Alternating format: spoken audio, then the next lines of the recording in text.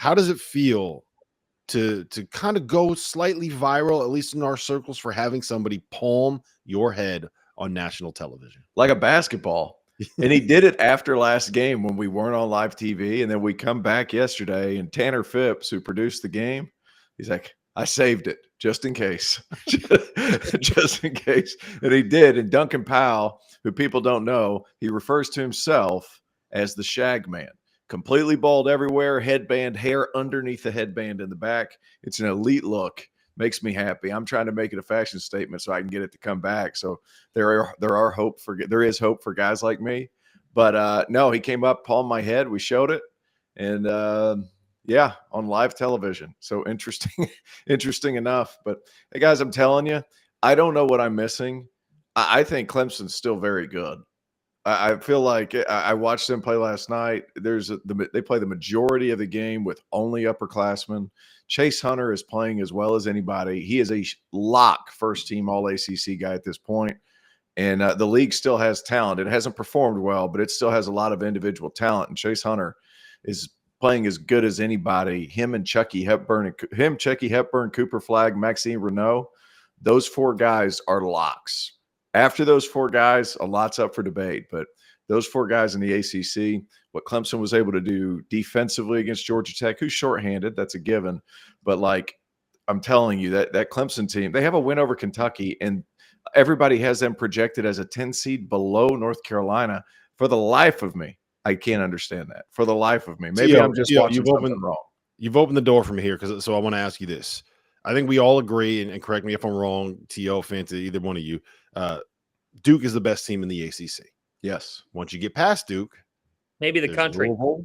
Yeah, they might be in the country. There's Louisville, there's Clemson, there's North Carolina. I don't know if you have anyone else in that tier. I'm not sure. I think I have Pitt slightly below them. But who is the second best team in the ACC? You've seen Louisville recently. You've now seen Clemson recently. You know North Carolina as well as anybody, T.O. And Fans, I want your take on this too. It's between Clemson and Louisville, and I thought Clemson didn't play as bad as what it looked like whenever they went up to Louisville and lost by 10. There was a 15-0 run at the end of the first half that just crushed Clemson. I think that's a lot closer than people realize. Right now, if I had to pick between the two, I would pick Louisville because of the head-to-head and how well Louisville's playing. Clemson's right there. After that, I'm going Pitt, probably North Carolina. After that, I guess Wake Forest might be a distant 6, but it's a top 5 in that league for sure. Yeah. Fanta, go ahead. Well, I think it is Clemson or Louisville. And I would actually, right now, I'd lean Louisville from a perspective of I think that, between Chucky Hepburn and Javon Hadley and the options that they have, I like the way that they keep coming on. I think that Clemson is a good team that I would put third in a tournament team, and they shouldn't be a 10 or lower. I know Joe Lunardi has the 9 right now on the 9 line.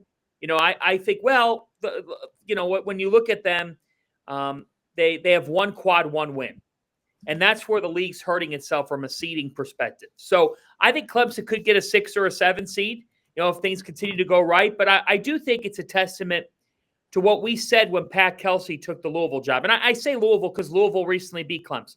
They beat Clemson by 10 points. And in that game, Hadley was absolutely outstanding. I mean, Javon Hadley, he had 32 points in that game. And when you look at his season collectively, fellas, like I think what he's doing right now is really special. He's always scoring in double figures for them. And he's picking up his production, and he's shooting over 50% from the floor. I really like the 6'6" wing. And I think that Louisville could just beat you in different ways. Different guys can get hot. Hepburn can get going for them. Terrence Edwards, I think he's got some better shooting performances. And look at what Rain Smith did over the weekend. Rain Smith caught fire. So it's like, think about this, Rob. Louisville's shorthanded, and they're still deep. I think that's what's impressive about them in the way. But that's Pat Kelsey. It's the way that he conducted himself. It's almost like what T.O. and I saw in the Bahamas. It's almost like we might have been right, T.O. It's almost like it didn't matter that a 13-year-old played 28 seconds in that game, or there was a 38-year-old on one of those teams. It's almost like we know you were ball. right. It's You were almost right. like I'm taking victory laps. I don't care what happens. I'm taking victory laps. Somebody called Jeff. Please Well, don't. you look at what they did at Syracuse last night, and they get 5 in double figures, and they hit 12 threes. I mean, they're playing really good basketball. But I'm with Terrence. I like. What are you looking at, Terrence? Did you guys see the After Dark chat? Oh boy. No, what happened? Oh boy. Luke Goody is coming out blazing. Yeah, he is coming out blazing. I just see this. Calling Dan Dockett. So Luke Goody tweeted about, he said, the joke Uh-oh. of the town, Dan Dockett's running his mouth again, 2 points per game in college, and acts like he has the answers to everything. There's a reason he's running a radio show and not a coach somewhere. Woo! Luke Goody coming out blazing. Guys, we do have to talk about Indiana here, and we are going to get to them. But we have some serious stuff that we have to talk about before we get there. The people in the chat have been wondering if at the end of last week's episode there was a little bit of a tiff between you guys, between Tio and Fanta.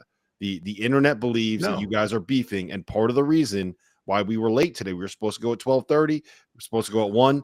The rumor is that you guys were getting in some kind of fight, some kind of argument. Do you want to clear the air here? Like, we changed sides. Tio's on the different side now. Is that what kind of settled this this dispute between the two of you? Like, is there something tearing apart DTF at the seams? I can't stand his face. I can't stand his face at all. I love John Fanta. I think we've talked 3 times since Friday on the phone. We're good. My main man. They switched sides on us, though. That was more Rob and more my head positioning because I have a lopsided head, so had to move me on that side of the angle. Yeah. What were we even arguing over? I Can't remember. Nobody I can't even remember. I mean, I don't even. We have discussions all the time, but no, I don't think. No. Look, I normally agree with T.O. If I disagree with anyone, it's Rob. Rob, Rob never gets a compliment at all. Like in our group chats on this network, I don't know if Rob's gotten a compliment. I mean, he gets told he can't throw a football. He gets called out for any analysis he has. I feel bad for Rob sometimes. I have nothing against Terrence Oglesby. I think, I'm in agreement with his Clemson Tigers. I think Clemson's better than, here's the thing about the last thought I have is, and I'm not just saying this because T.O. called the Clemson game last night and went there, but here's what I know. Here's what I do know. That if Clemson's an 8 or a 9 seed, man, did the 1 seed in that region get screwed. Heck yeah. Heck yeah.